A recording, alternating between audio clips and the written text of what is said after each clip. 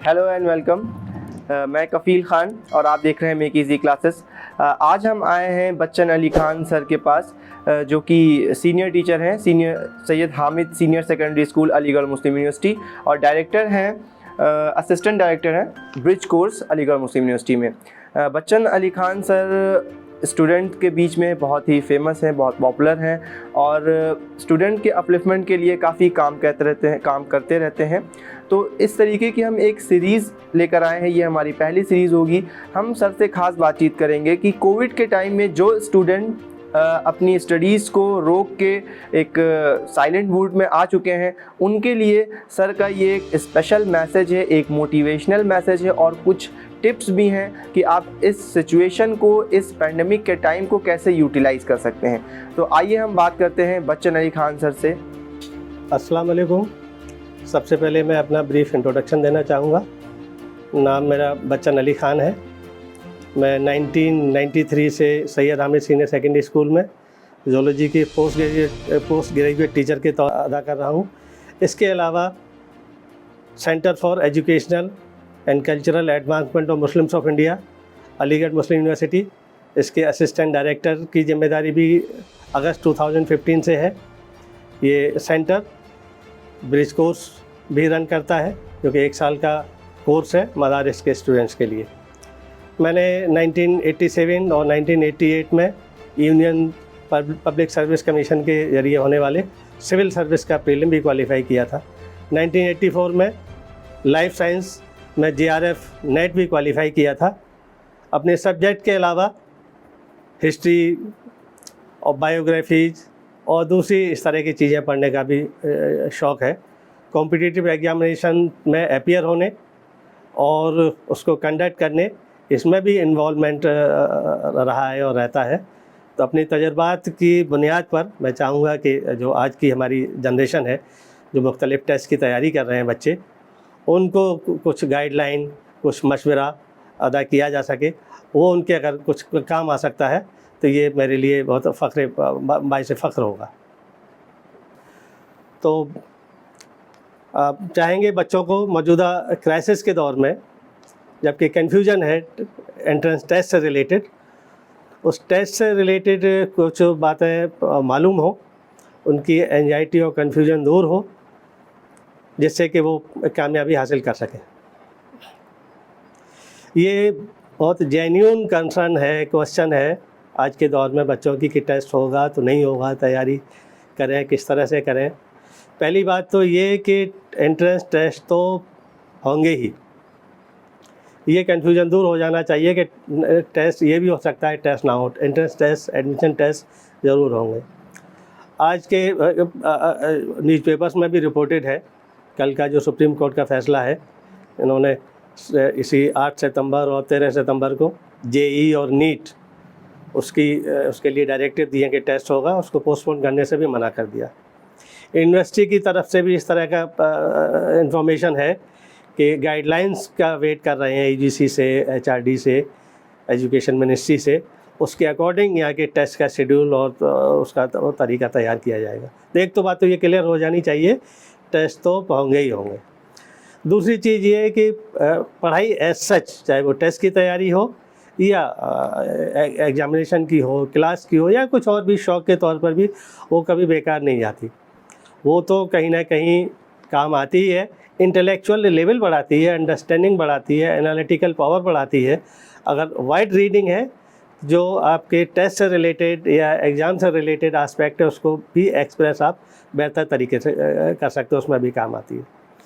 अब आता है कि टेस्ट की तैयारी कैसे करें। इस सिलसिले में मैं चाहूँगा बच्चे कुछ चीज़ें समझ लें। पहली बात तो ये है कि एडमिशन टेस्ट, ख़ास तौर से मल्टीपल चॉइस टाइप के टेस्ट होते हैं आजकल, वो कन्वेंशनल एग्जामिनेशन से मुख्तलिफ है। कन्वेंशनल एग्जामिनेशन में एक स्टूडेंट के सपोज 80% मार्क्स है, दूसरे के 79% है, तो ऑलमोस्ट इक्वल है। लेकिन कॉम्पिटिटिव एग्जामिनेशन में अगर कट ऑफ 75% है, तो 75% एंड प्लस वो तो यूजफुल हो गए, 74.9% as good as nothing. It means, इसका मतलब ये है कि one has to do better than others. तो इधर जो लोग तैयारी करते रहे हैं, ये आप करेंगे बहुत अच्छी तरह से, वो फ़ायदे में रहेंगे उनके मुकाबले जो कि इसमें थोड़ा रिलैक्स हो जाएंगे या तैयारी कम करेंगे या नहीं करेंगे। तो पहली बात तो ये करते रहें, बहुत अच्छी बात है। अगर अभी तक कहीं थोड़ी बहुत स्लैकनेस हुई है तो उसको बिल्कुल छोड़ के पूरी तरह से तैयारी कीजिए। तैयारी के सिलसिले में एक तो ये कि फंडामेंटल्स पर जोर रहना चाहिए। बेसिक किसी भी सब्जेक्ट की, किसी भी टेस्ट की तैयारी है, उसका जो क्वालिफाइंग कोर्स होता है उसके फंडामेंटल्स और बेसिक्स वो तैयार होना चाहिए। मिसाल के तौर पे क्लास 11th का एंट्रेंस एग्जामिनेशन है, तो इसके लिए क्लास 9th और क्लास 10th अगर साइंस का है तो साइंस है, मैथमेटिक्स है, उसकी तैयारी होनी चाहिए। जो गाइड्स आती हैं उस पर डिपेंडेंस कम से कम हो। जो टेक्स्ट बुक है, ख़ासतौर से NCERT की किताब है, उनको पढ़िए और क्रिटिकली पढ़ना चाहिए। एडमिशन टेस्ट में चूँकि सिलेबस लिमिटेड है, अब ये भी ऑलमोस्ट तय है कि जो प्रेस्क्राइब्ड बुक्स हैं उन्हीं पर बेस्ड सवाल आएंगे। तो स्टूडेंट को ज़रूरत है कि एग्जामिनर के माइंड को थोड़ा सा पढ़ने की कोशिश करें। कुछ सवाल तो टेस्ट में होते हैं मेमोरी बेस्ड, सिंपल अगर याद है तो हो जाएंगे, लेकिन जो डिटरमिन करते हैं वो सवाल इस तरह के होते हैं जो कंसेप्ट बेस्ड होते हैं। कंसेप्ट बेस्ड सवाल करने के लिए ये काफ़ी नहीं होता है कि याद है, क्लियर भी होना चाहिए। एक फ्रेज होती है रीडिंग बिटवीन द लाइंस, उस तरह की अगर क्रिटिकल स्टडी है कि पर्टिकुलर एस्पेक्ट पर किस तरह के सवाल बन सकते हैं तो वो यूजफुल होती है। एक एक लाइन बहुत अच्छी तरह से NCERT की तैयार हो, उसको क्रिटिकली पढ़ें। मल्टीपल चॉइस क्वेश्चंस में कहते क्वेश्चन है, एक्चुअली कहलाते हैं आइटम, और उसके जो ऑप्शंस है उसमें जो सही वाला है वो कहलाता है की, और रिमेनिंग 3 कहलाते हैं डिस्ट्रैक्टर्स। ये इसलिए बताया है ये एस्पेक्ट कि डिस्ट्रैक्टर यानी सही सवाल उससे कंफ्यूज करें स्टूडेंट के लिए, तो उसको उसी नज़रिए से उसको पढ़ना होगा, समझना होगा। मल्टीपल चॉइस क्वेश्चन में आपको मालूम करना होता है which one is the most appropriate answer of the given statement और गिवन क्वेश्चन। सिर्फ सही होना काफ़ी नहीं है, एक से ज़्यादा सही हो सकते हैं।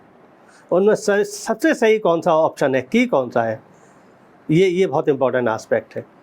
तो याद भी होना चाहिए और क्लैरिटी भी होना चाहिए कंसेप्ट की। उसके लिए है बार बार पढ़ें, फिर से पढ़ें, धीरे धीरे पढ़ें, एनालिसिस करते हुए। और जो भी एडमिशन टेस्ट दे रहे हैं आप, चाहे वो AMU में एडमिशन के एंट्रेंस टेस्ट हो, स्कूल के हैं या हायर कोर्सेज के हैं, या किसी स्टेट या नेशनल लेवल का कॉम्पिटिटिव एग्जामिनेशन है, उसके लिए भी अप्रोच यही रहनी चाहिए। बेसिक तैयार हो, क्वालिफाइंग जो एग्जामिनेशन है उसका कोर्स वो अच्छी तरह से तैयार होना चाहिए, क्रिटिकल स्टडी होनी चाहिए, और प्रीवियस ईयर्स के पेपर हैं, क्वेश्चंस हैं, उनकी तैयारी हो। और तैयारी इस तरह से करें डिसेंडिंग ऑर्डर में। सपोज इस साल 2020 का किसी को एडमिशन देना है तो पहले 2019 का पेपर कीजिए, फिर 2018 का कीजिए, पिछले 5 साल 6 साल के। और बहुत पुराने सवाल नहीं करना चाहिए, क्योंकि वक्त के साथ साथ ट्रेंड चेंज होता रहता है। 2008-9 तक आउट ऑफ सिलेबस बहुत सारे सवाल आते थे, लेकिन अब जो प्रेस्क्राइब्ड बुक है, प्रेस्क्राइब्ड सिलेबस है, ज़्यादातर सवाल उसी में से होते हैं।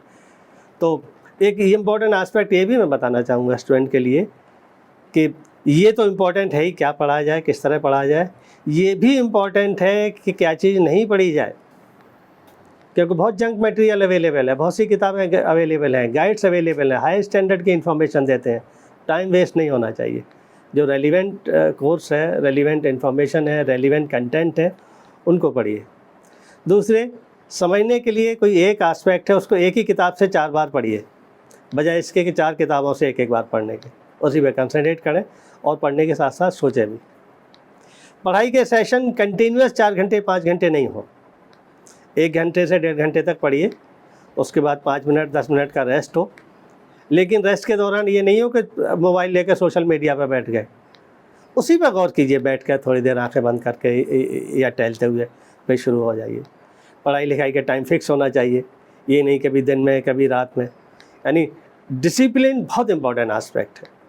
कितना पढ़ना है, कितनी देर पढ़ना है, और टाइमिंग्स क्या होंगे।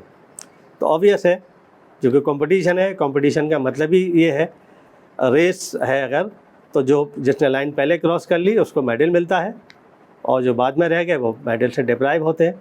Means one has to do better than others, और दूसरों से बेहतर करने के लिए आपको ज़्यादा करना भी है, टेस्ट होना है, इसलिए तैयारी बहुत अच्छी तरह से ये सोच के कीजिए कि टेस्ट बहुत जल्दी होना है। शुक्रिया, अल्लाह हाफिज़, बेस्ट विशेस। मैं मेक इजी क्लासेज के डायरेक्टर मोहम्मद कफ़ील खान साहब, इनकी इस इनिशिएटिव को बहुत अप्रिशिएट करना चाहूँगा। ये बच्चों के इस तरह की इन्फॉर्मेशन है, इस तरह का इनिशिएटिव है, बच्चों के लिए उनकी तैयारी में और उनकी कामयाबी में बहुत मुफीद साबित होगा।